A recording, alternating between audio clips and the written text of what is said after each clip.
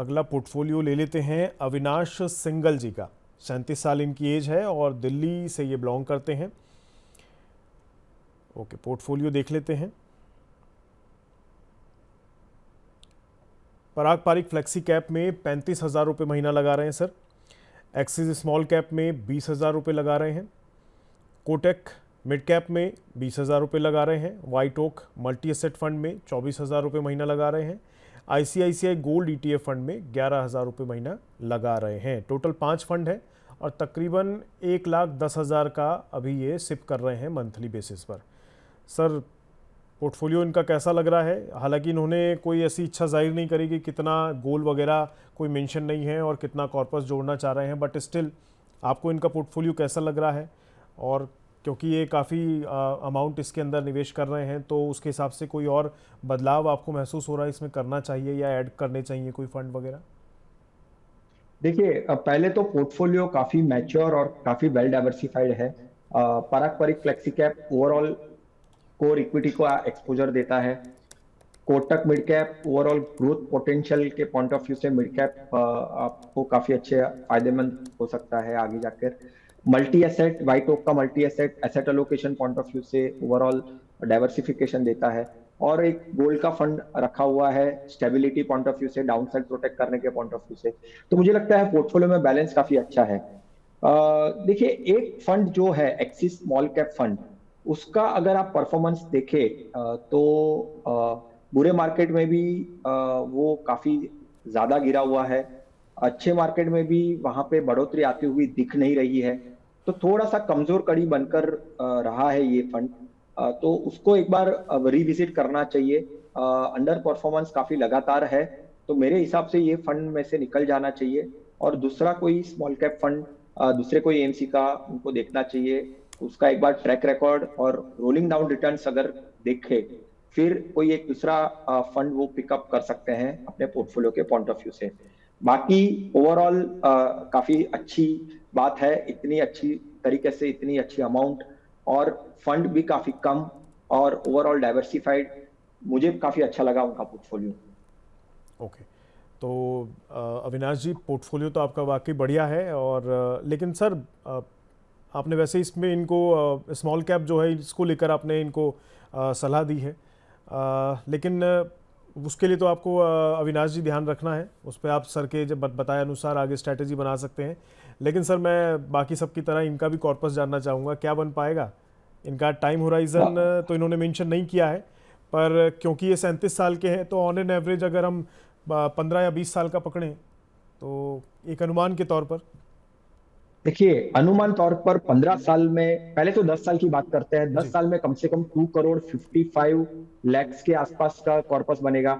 और वही 5 साल और अगर ऐड कर देते हैं, राइट, 10 साल से 15 साल यानी और 5 साल रुक जाते हैं, तो कॉर्पस कम से कम 5 करोड़ 55 लाख का हो जाएगा।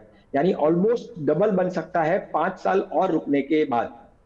वाह, ये बहुत बढ़िया चीज़ है और यही है कंपाउंडिंग का मैजिक जो हर निवेशक को याद रखना चाहिए। इसीलिए मैं सर से ये पूछना चाह रहा था एक्चुअली। तो जो दर्शक इस समय देख रहे हैं उन्हें ये चीज़ याद रखनी चाहिए कि लॉन्ग टर्म का होराइज़न कितना लंबा हो ये याद रखें। 5 साल 10 साल लॉन्ग टर्म नहीं होता है, उसमें और 5 जोड़ देंगे तो ये आपके लिए ज़्यादा बेनिफिशियल होगा, जैसा कि अविनाश जी के केस में दिखाई दे रहा है, राइट।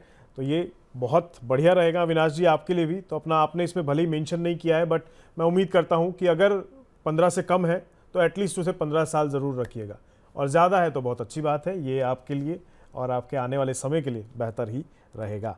चलिए एक सवाल और लेते हैं, जो इस समय लाइव दर्शक देख रहे हैं उनका सवाल हमारे पास आया हुआ है।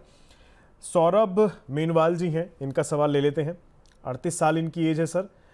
लिख रहे हैं will invest for next 22 years, 22 साल का होराइजन लेके चल रहे हैं। करंटली मंथली सिप इज़ 61,000, 66,000 महीना की ये सिप कर रहे हैं। Will step up yearly, every year ये कर रहे हैं, 10,000 का स्टेप अप भी करते जा रहे हैं हर साल के हिसाब से। और okay, investing for last 6 month, पिछले 6 महीने से ये इन्होंने ये जर्नी शुरू की है। तो एक बार देख लेते हैं पोर्टफोलियो क्या है।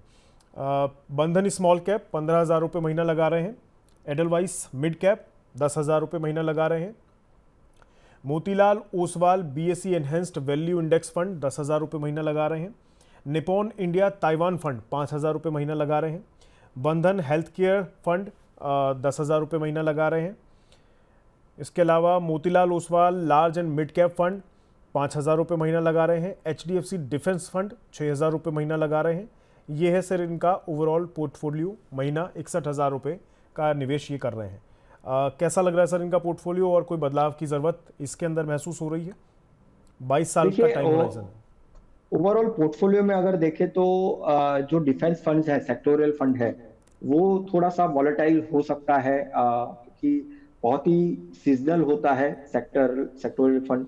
यानी जब उनकी पर्टिकुलर बातें आती है, कंसर्न्स जो भी अराउंड होते हैं वो सेक्टर के, वो उभर के बाहर आते हैं, तभी ये ऐसे फंड्स अच्छे खासे रिटर्न्स देते हैं। और बहुत बार ऐसा भी होता है कि जब मार्केट गिरता है तो गिरने की भी क्षमता काफी ज्यादा होती है ऐसे वाले सेक्टोरियल फंड्स में। तो ये एक फंड को थोड़ा सा रिविजिट करिए और देखिए कि किस तरह से वो ओवरऑल रिटर्न्स दे रहे हैं। बार बार रिव्यू करना पड़ेगा ऐसे वाले फंड्स में। बाकी कोई दिक्कत नहीं है। ओवरऑल अगर देखें तो उनका जो टारगेट है वो कितने साल का है यहाँ से रोहित जी? 22 साल सर, 22 ईयर्स। सर 22 साल के पॉइंट ऑफ व्यू से अगर हम देखें तो काफी अच्छी खासी वेल्थ वो कर सकते हैं। 61,000 की वो SIP कर रहे हैं, 10% स्टेप अप सोच रहे हैं, कर रहे हैं। रादर 22 साल का टाइम होराइजन है, 12% मैं अनुमान भी लगा दूं तो ओवरऑल विथ स्टेप अप मुझे लगता है कि ये काफी अच्छा और बड़ा कॉर्पस, यानी ऑलमोस्ट 15-16 करोड़ का कॉर्पस ये जमा कर पाएंगे विथ स्टेप अप अगर करते हैं तो।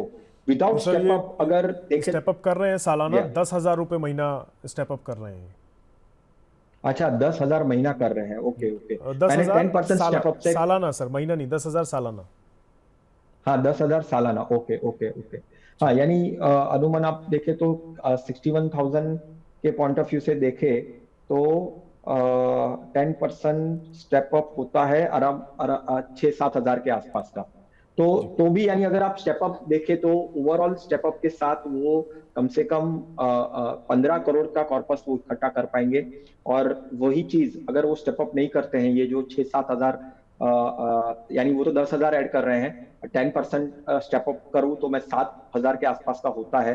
तो और 3-4 हजार ज्यादा ही वो स्टेप अप कर रहे हैं एवरी ईयर के पॉइंट ऑफ व्यू से। तो मुझे लगता है कि कहीं ना कहीं कॉर्पस वो ऑलमोस्ट 8 से 9 करोड़ के आसपास का कॉर्पस वो इकट्ठा कर पाएंगे 12% अनुमान से आने वाले 22 सालों में। ओके, तो सौरभ जी, जाहिर तौर पर पोर्टफोलियो तो आपका बढ़िया है ही है, लेकिन जो कॉर्पस है वो और भी बढ़िया होगा। जो आपका ये टाइम होराइजन है ये सबसे मायने रखता है, क्योंकि 38 साल वाकई बहुत लंबा टाइम होता है, और इसमें अपनी जर्नी को बखूबी तरीके से बनाए रखना ये सबसे इम्पोर्टेंट रहेगा। तो मैं आशा करता हूँ आप अपनी जर्नी में ब्रेक नहीं लगाएंगे। कोई वजह हो बात अलग है, बट कोशिश करिएगा कि ये कंटिन्यूअस बनी रहे। एंड डेफिनेटली जैसा कि सर ने बताया, आपका कॉर्पस भी अच्छा खासा बन पाएगा इस टाइम होराइजन के अंदर।